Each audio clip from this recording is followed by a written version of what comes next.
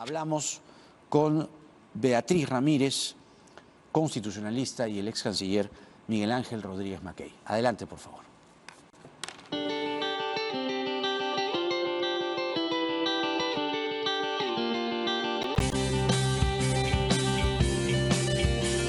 Miguel Ángel, el asunto ha llegado, como lo decía en la presentación, a niveles en los que Naciones Unidas, primero se pronuncia el señor Igor Garafulich, que es el coordinador residente, pero luego está el señor Volker Türk, que es el alto comisionado de Naciones Unidas. Y la respuesta de la Cancillería ha sido llamarle la atención a Garafulich, ¿no? Decirle, básicamente, ¿no?, nuestra extrañeza, ¿no?, y por favor, las políticas son así, así. ¿Cuál es tu impresión de este aparente enfrentamiento con la ONU?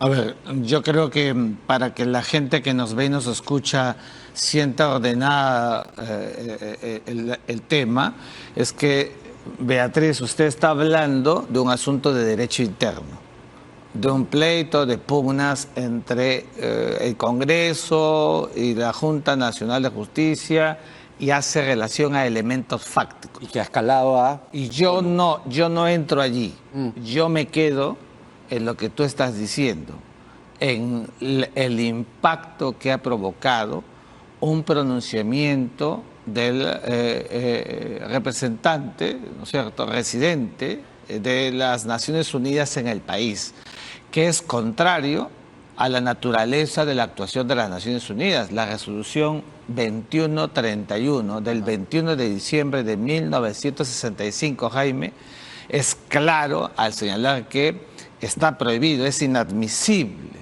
cualquier intento o acto de intromisión en los asuntos internos de un Estado. Entonces, lo que hemos visto es un pronunciamiento, no es una resolución de las Naciones Unidas, no emana de la Asamblea General, que, como sabes, es el órgano estrella del sistema internacional planetario. La próxima semana se están reuniendo, ¿no es cierto?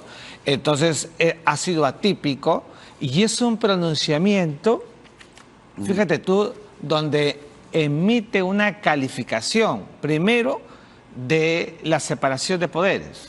La separación de poderes no es un asunto del derecho internacional, sino del derecho interno. Pero Türk dice que son lineamientos de Naciones Unidas. No, porque, fíjate, cuando dice que le preocupa que se investigue, a nadie podría preocuparle en su sano juicio que desde afuera entre verticalmente al derecho nacional una preocupación por investigación. O sea, ni siquiera hablo de la remoción, que sería la consecuencia de la investigación. Lo que está diciendo el comunicado es que le preocupa que se investigue y que como consecuencia de ello, el artículo 157 se puede aplicar. Entonces, te leo la cita exacta, sí, de Türk.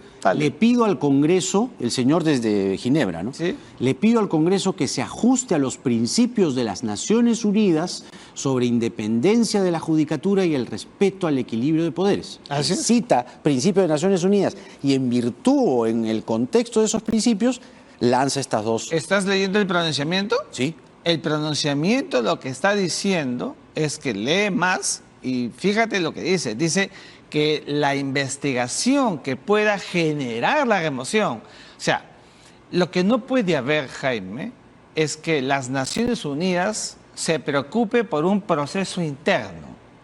O sea, eso no es objeto de la ONU. No puede entrar porque eso ya es calificar la naturaleza de un acto del puro derecho nacional. Mira, la naturaleza del principio de no intervención está en el artículo 2.7 de la Carta de la ONU. Es prohibitivo, no solamente para los estados, sino para los demás sujetos del derecho internacional, intervenir, penetrar, lacerar, violentar o relativizar el principio de soberanía del Estado. Ahora, este enfrentamiento, porque es claramente un enfrentamiento, sobre todo quienes lo encienden desde el Congreso, hablando de retirarnos, ¿no? La ONU nos quiere gobernar, la ONU está con nosotros y todo lo demás. ¿Hasta dónde escala? Porque lo que dice Miguel Ángel es que la ONU no tiene por qué meterse en estas cosas. Y eso es lo que supongo le habrá dicho la canciller, ¿no? Me imagino, ¿no? Yo creo que acá hay claramente en la mesa dos posiciones sobre cómo entender las relaciones entre el derecho interno y el derecho internacional, ¿no? Yo claramente no me adscribo a la línea del profesor McKay, o sea, yo creo que más bien hay relaciones de complementariedad entre el derecho interno y el derecho internacional. ¿Cómo así? Y más bien, para ponerlo en términos muy sencillos, ¿qué pasa cuando una amiga o un amigo tuyo te toca la espalda, Jaime, y te quiere hacer entrar en razón, ¿no?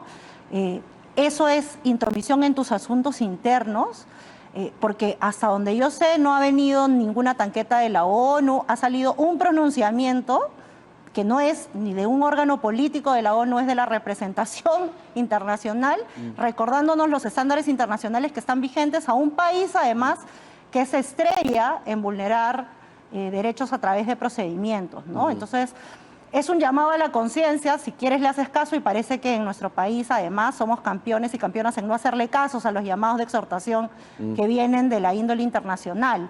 Entonces, a los consejos que te dan, tú les puedes dar la espalda o los puedes mirar, y aquí prácticamente realmente no les hacemos caso. Yo creería que más bien, cuando la casa está alborotada, haría bien mirar hacia afuera para ver cómo te ven los otros y las otras, ¿no?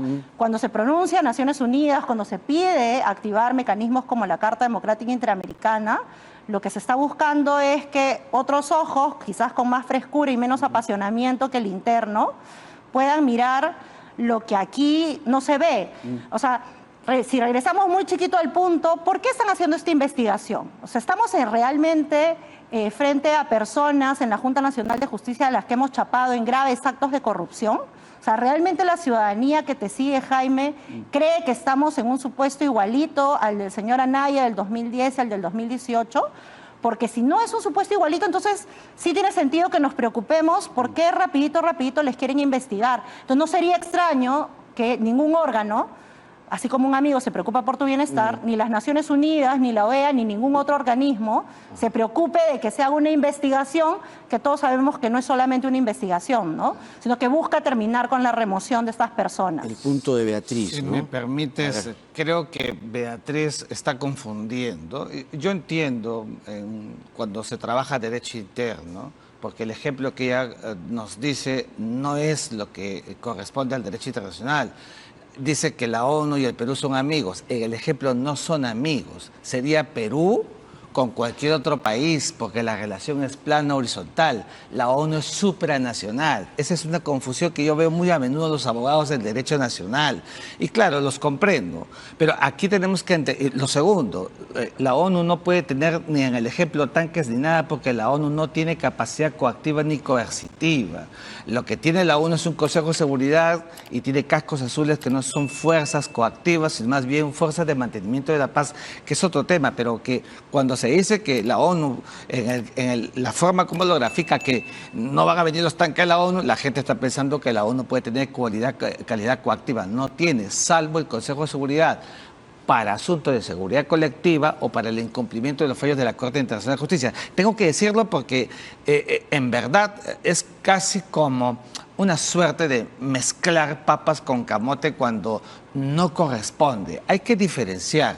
Aquí lo importante es que la supranacionalidad, Beatriz, la naturaleza kelseniana, que es básica, por favor, la teoría pura del derecho que se aprende en el primer año de la carrera, la naturaleza de la supranacionalidad es precisamente para contribuir a esto que se llama equilibrio en el sistema internacional.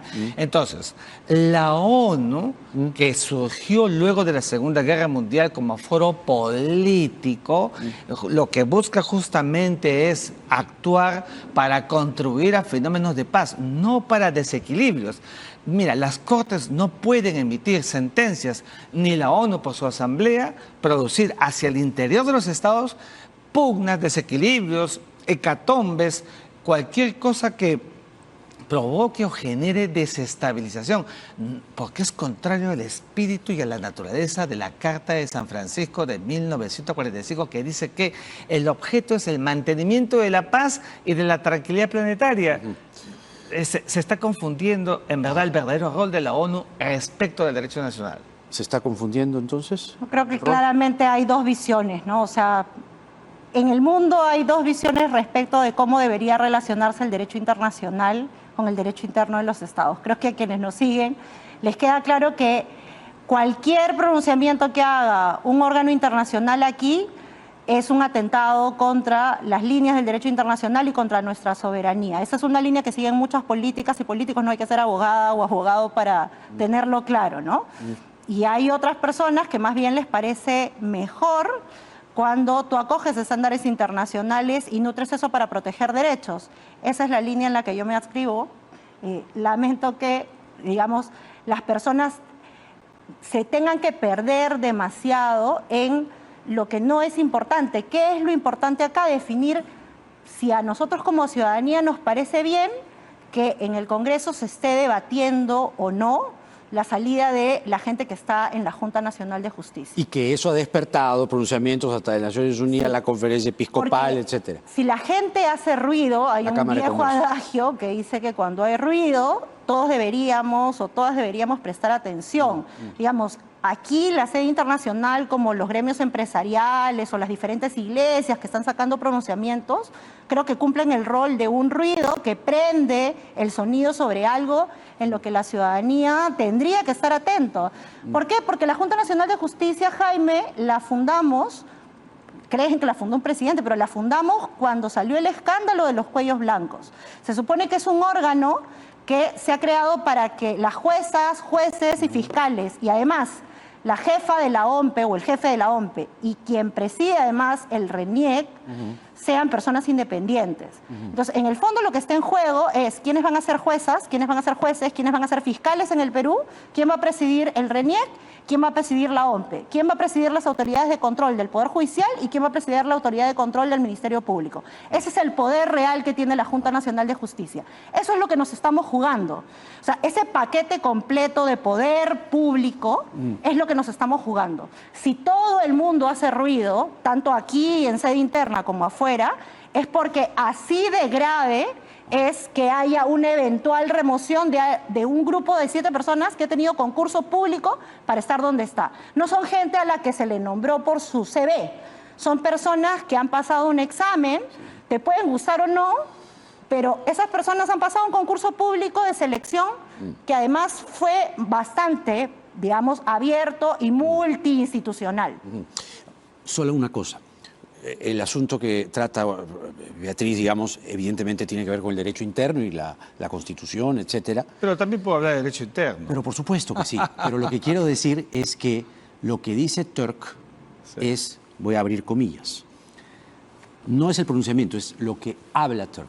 Le pido al Congreso peruano que se ajuste a los principios de las Naciones Unidas sobre independencia de la judicatura y respeto al equilibrio de poderes. Es decir, existe, y lo tengo aquí, un documento que se le denomina Principios de Naciones Unidas relativos a la independencia de la judicatura. Es decir, hay un marco sobre el cual Turk habla y dice, cuidado, países miembros, hay aquí principios y lo que se desprende es que los están vulnerando, ¿no? A ver, esto es muy importante. Primero, que la invocación de los principios de las Naciones Unidas es parte de la normalidad del sistema internacional. Pero mira la respuesta desde el derecho. Voy a ser abogado del diablo, ¿ya? Porque yo tengo una percepción sobre este asunto del derecho interno. Pero fíjate tú, si no existiera el artículo 157 de la Constitución Política, que de manera literal dice que por causa grave los miembros de la Junta Nacional de Justicia pueden ser removidos, si no existiera, yo podría entender eso que están llamando algunos golpes parlamentarios. ¿Por qué? Porque sale de la línea del sistema positivo que tiene una regla básica de compromiso. Cuando analizamos los actos de facto, los actos de jure, ¿qué cosa es lo que hacemos? No miramos si salió de la legalidad o no. O sea, por favor, la dinámica del derecho interno, si no partimos de la Constitución política, entonces nos desaguisamos del sistema y empezamos a hablar de cualquier cosa. Tenemos derecho interno Y también somos Sí, países miembros de las Naciones Unidas. Lo que te quiero decir es eso. Y hay una lista de principios que Pero países por eso, miembros los deben acatar. principios Ajá. de las Naciones Unidas Ya. son principios que primero el Estado peruano los hace suyos, los hace propios, porque hay una concordancia entre el derecho internacional y el derecho interno. Pero es un principio, dime o no, el principio de legalidad. El principio de legalidad y el principio de constitucionalidad de las normas jurídicas. Si no hubiera ese artículo 157, entonces... Estamos sí, entrando al derecho interno. Sí, Ya. hace buen rato. Y si no lo No, hubiera... no, pero ahora le has No, metido pero diente. es que te estoy explicando. Me parece muy que bien. si no hubiera ese artículo, Sí. entonces habría una ruptura, habría un quebrantamiento. Es lo que le pasó a Castillo, por ejemplo. ¿Qué hizo Castillo para que esté en estos momentos procesado? Fundamentalmente porque... Un golpe. Yo llamo ruptura democrática conforme la Carta Democrática. Es decir, salió de los parámetros de la Constitución política. Eso es lo que debe preocupar a los peruanos. Lo que pasa entre el Congreso y la Junta Nacional de Justicia, de acuerdo a la dinámica del derecho interno, se llama pugna. Las pugnas se producen en el derecho nacional o interno. Esas pugnas de ida y vuelta lo que no pueden es extravilarse, salir de las normas jurídicas, porque Ahí. entonces nos anarquizamos. Ahí, permíteme, nos detenemos ahí. Que no se salgan de las normas. Así es. ¿Qué dice exactamente el artículo 157 de la Constitución? Y si este se condice con la investigación que se abre, proceso sumarísimo, a la Junta Nacional de Justicia. Ya, justamente eso es el punto con el que hemos arrancado, ¿no? El 157 te habilita a sacar a las personas que están en la Junta por una falta grave. Falta grave. Entonces, Ya. lo que tenemos que definir es qué es una falta grave. Exacto. Los casos previos que he comentado, creo que a cualquier persona sin ser abogada y Recibiendo abogado plata le y- queda claro que es una falta grave. Hay un montón de colegas que discuten que hay que hacerlo mucho más específico.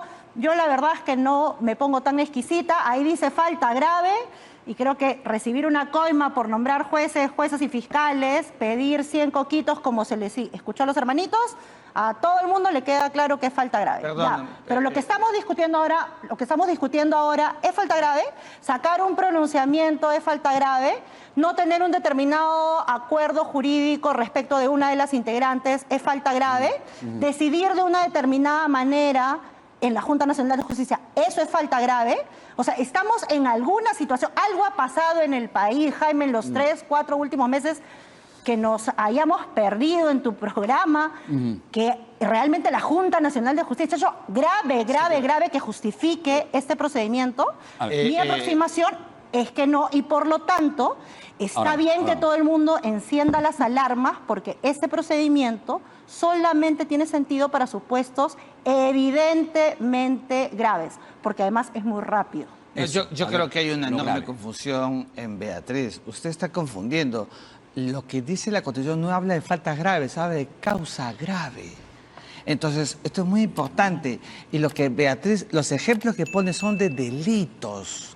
Recibir coima, eso se llama delito. La causa grave es, por ejemplo, cualquier situación que produzca un menoscabo, una desacreditación, le quite legitimidad a la actuación de un aparato del Estado, en este caso de la Junta. Eso es una causa grave. ¿Crees que existe una causa grave? Perdóname, es que estoy definiendo la causa grave en la hermenéutica constitucional. Pero digamos con ejemplos. Que no necesariamente tiene que ser un delito. Cuidado con eso. Entonces, Beatriz nos pone ejemplos punitivos. No dice eso la Constitución.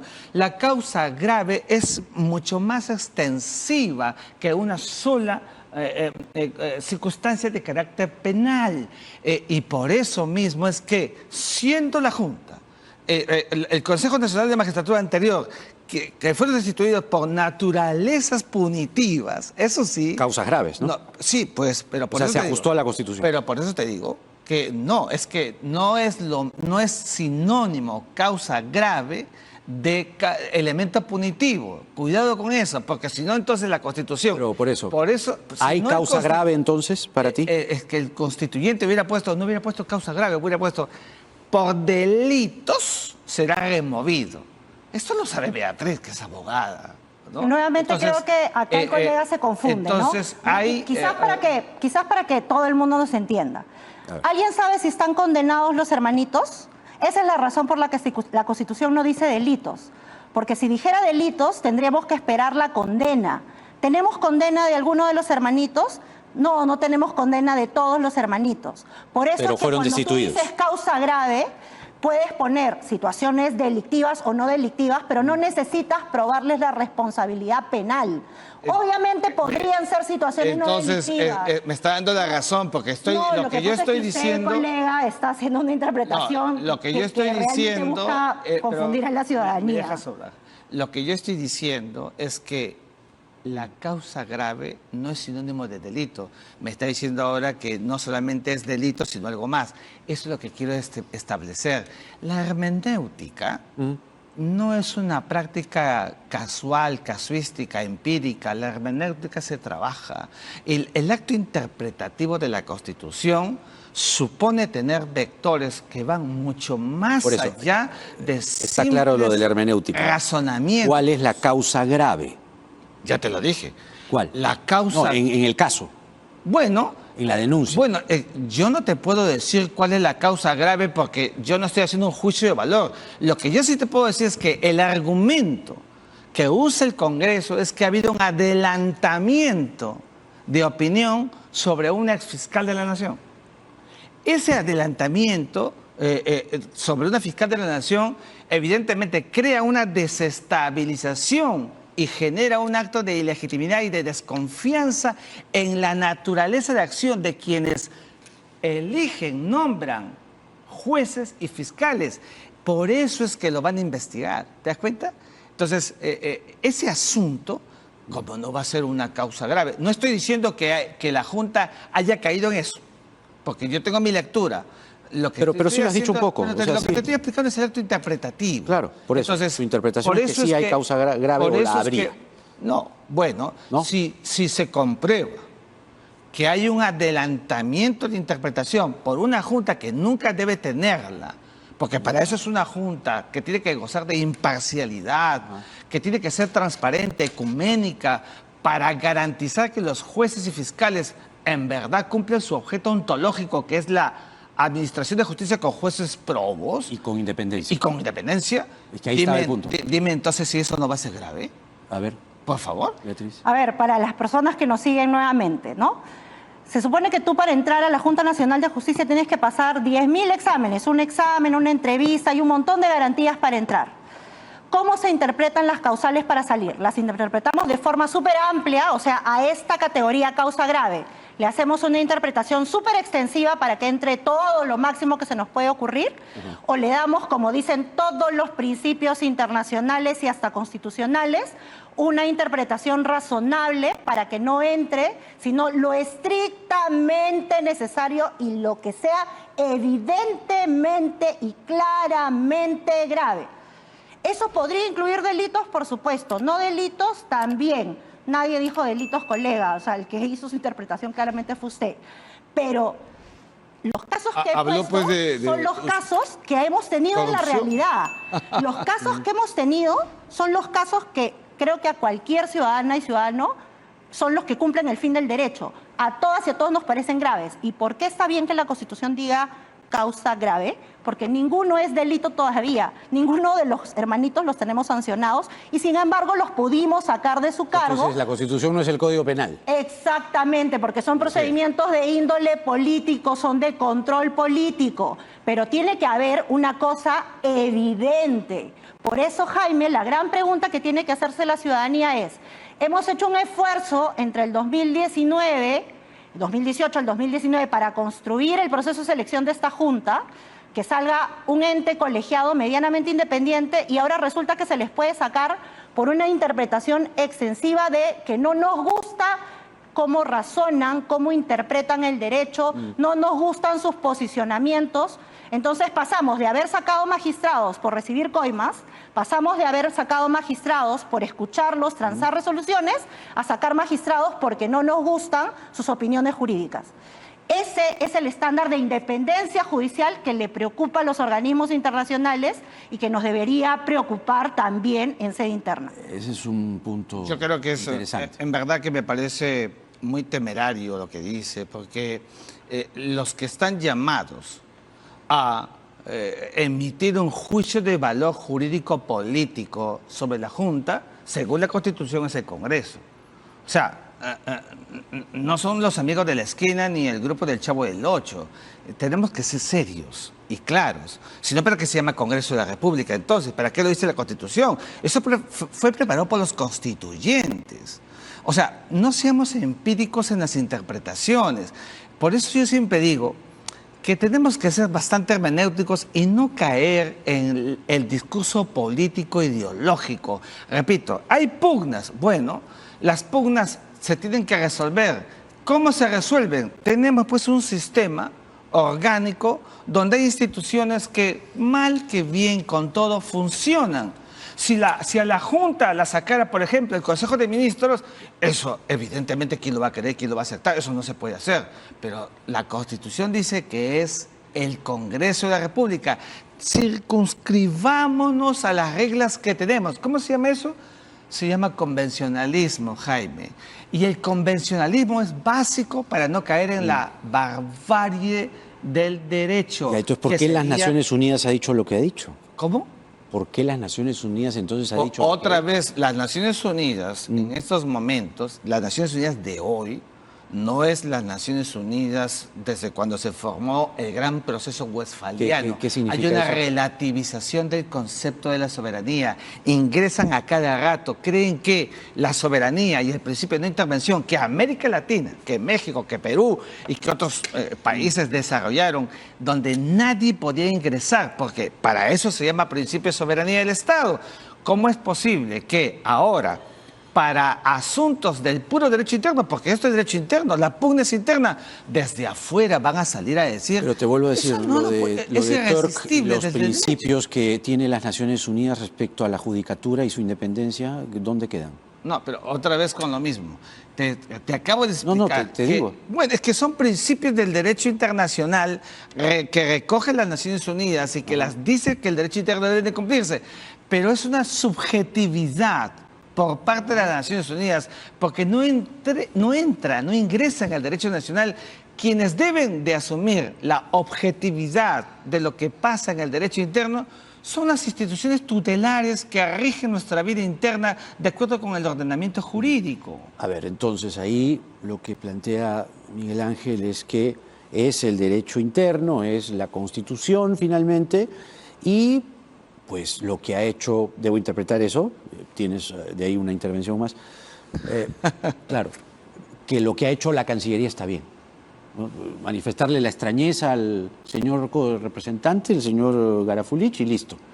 Y no te metas más en asuntos internos. Es básicamente lo que ha pasado, ¿no? Sí, la verdad es que ya creo que a todos nos queda claro que hay dos posiciones respecto a cómo se maneja el derecho internacional. No nos vamos a poner de acuerdo con el colega en cómo hay que relacionarse con el derecho internacional. Acá hay claramente dos escuelas, aunque el colega crea que la suya es la verdadera. Sin embargo, yo quiero regresar a lo que es realmente lo importante. ¿Qué es lo importante? Aquí hay independencia en el Congreso de la República porque bajo todo ese diálogo que estamos teniendo en tu mesa, Jaime, todos estamos presuponiendo que este Congreso de la República, con menos de 10% de aprobación, al que toda nuestra ciudadanía quiere, al que toda nuestra ciudadanía le reconoce 10.000 virtudes, va a ser independiente y va a llevar el proceso súper bien. Porque como es una falta grave, así como se hicieron de forma rápida en los procesos previos del 2010 y del 2018, y se hizo súper rápido, se hizo rápido porque a todo el mundo le quedó claro que era claro la falta. Ahora, como a todos nos queda clara la falta, este órgano independiente va a resolver, porque sabemos cómo va a resolver. Se hizo en el 2010, terminó en destitución. Se hizo en el 2018, terminó en destitución. Entonces, quien no quiera ver qué es lo que va a pasar ahora, en verdad se está cegando los ojos. Entonces, en este Congreso creemos que va a tener independencia, que este proceso se está iniciando sin ánimos de remover. Por eso es que en estos comunicados se habla de la independencia, Porque no es que esté mal los juicios políticos, Jaime. Yo en esta mesa he venido varias veces a hablar de por qué el Congreso no hace juicios políticos. El Congreso es un foro político. El Congreso está bien que haga juicios políticos. Eminentemente si tuviéramos un caso en que la Junta evidentemente tuviera una inconducta por parte de sus integrantes, bravo, que les hagan juicio político y que lo saquen, como pasó con los hermanitos en el 2018. Y no necesitaríamos una sentencia penal para eso. Por supuesto que no, y nadie ha dicho lo contrario en esta mesa. Pero estamos en un supuesto así, porque si no estamos en un supuesto así, Jaime, lo que va a pasar es que por una razón que la mayoría de la ciudadanía no tiene ni siquiera clara, que en teoría son 5 motivos que casi nadie tiene claros, vamos a terminar sin Junta Nacional de Justicia en menos de un mes. Entonces, nos demoramos a una reforma constitucional y meses en seleccionarlos para que en menos de un mes nos quedemos sin integrantes de la Junta porque no nos gustan ciertas cosas de su criterio. Eso es lo que está en juego y eso es lo que atenta contra la independencia judicial. Eso es lo que no te da garantías de un procedimiento regular, ¿no? La interpretación de Beatriz, por lo que entiendo, es se está utilizando el marco constitucional, legal, el derecho interno y todo lo demás, para, mediante un proceso político, quitar, retirar, remover a magistrados sin causa aparente de gravedad en sus actos. Yo que estoy en la última parte de tu programa, yo fui decano de una facultad de Derecho.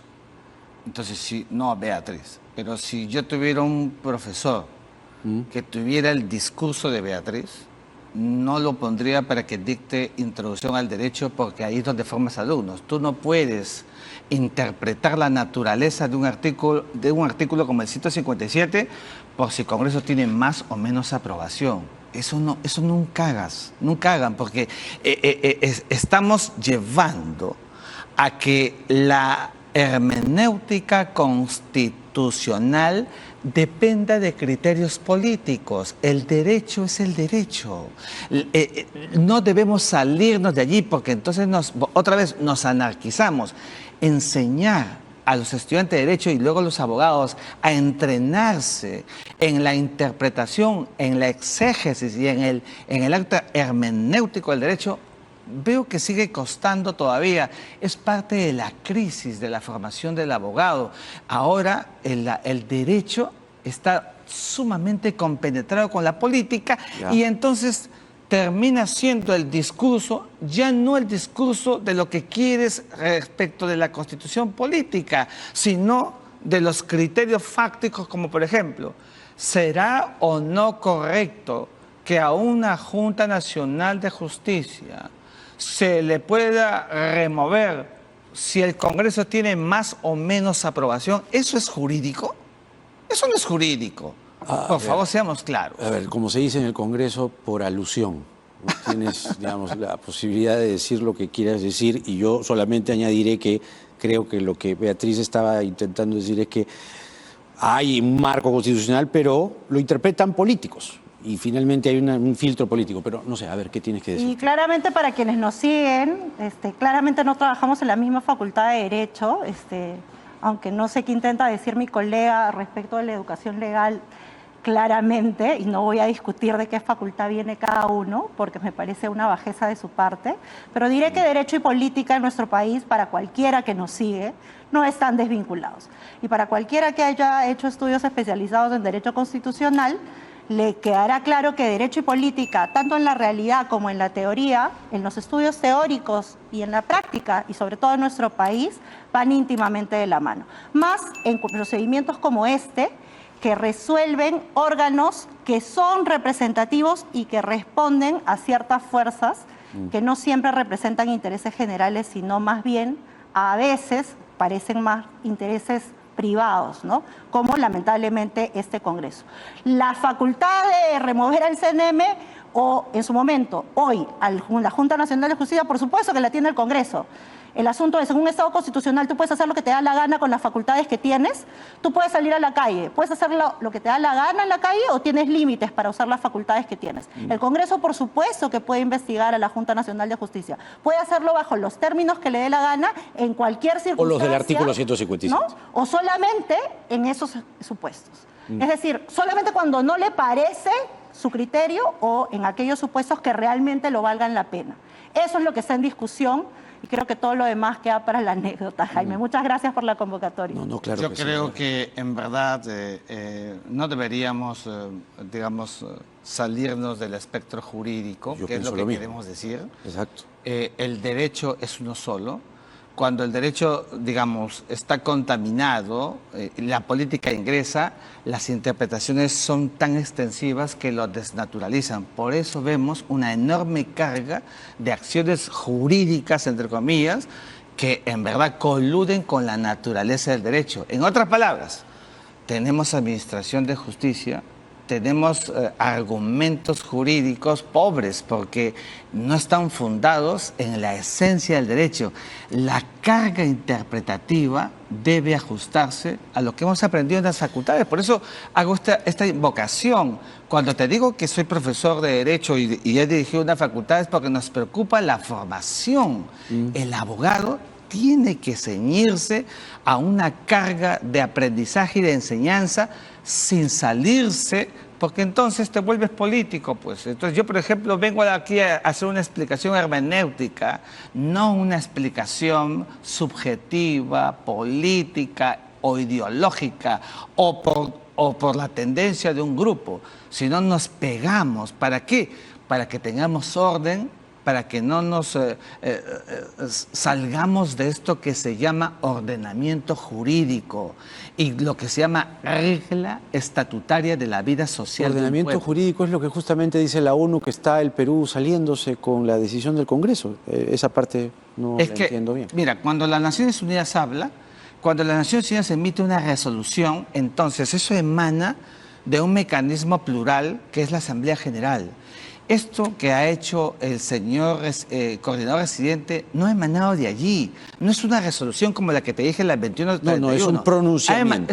Y es un pronunciamiento atípico, porque no es una práctica de las Naciones Unidas emitir ese tipo de pronunciamientos. Las Naciones Unidas solo emiten recomendaciones y que emanan de la Asamblea General, porque si no, entonces todo el mundo comenzaría a emanar, a decir cosas, y eso impacta negativamente en el derecho nacional o derecho interno. Por eso es que tiene que haber un nivel de correspondencia. Mira, otra vez. Lo que dice Turk tampoco. Es que para el colega todo eso es ideología, pues ese es el problema. O sea, estas pretendidas lecturas que la ciudadanía que nos sigue, digamos, escucha con atención y dice, esto es derecho, esto es política. Mentira. O sea, no existe una lectura jurídica que sea neutra, apolítica, aideológica. Todas las lecturas tienen detrás una defensa de intereses. Por algo, esa lectura que tú has presentado de las Naciones Unidas, que a unos les puede gustar, a otros no les puede gustar, es derecho, por supuesto que es derecho.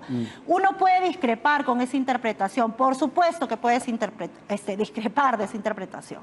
Pero esta mirada que desde ciertos sectores de nuestra sociedad se hace. Lo mío es jurídico y es limpio y yo no defiendo a nadie.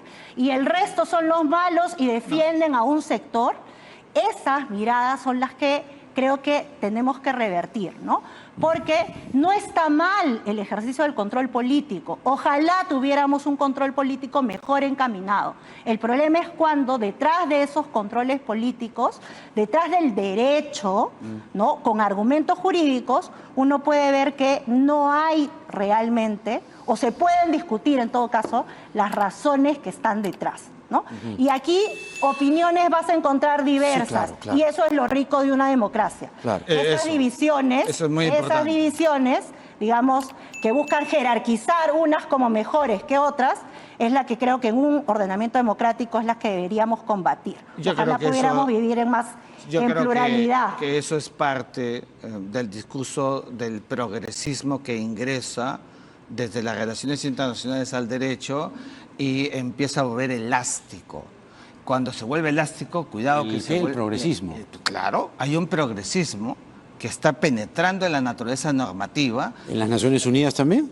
Pero por supuesto, ¿no has visto cómo, por ejemplo, Nicolás Maduro y su gobierno han presidido la Comisión de Derechos Humanos? ¿Te acuerdas? Entonces, evidentemente que hay un progresismo que está impactando en asuntos pétreos que son garantistas. Entonces, ¿qué pasa cuando el progresismo ingresa en la norma jurídica?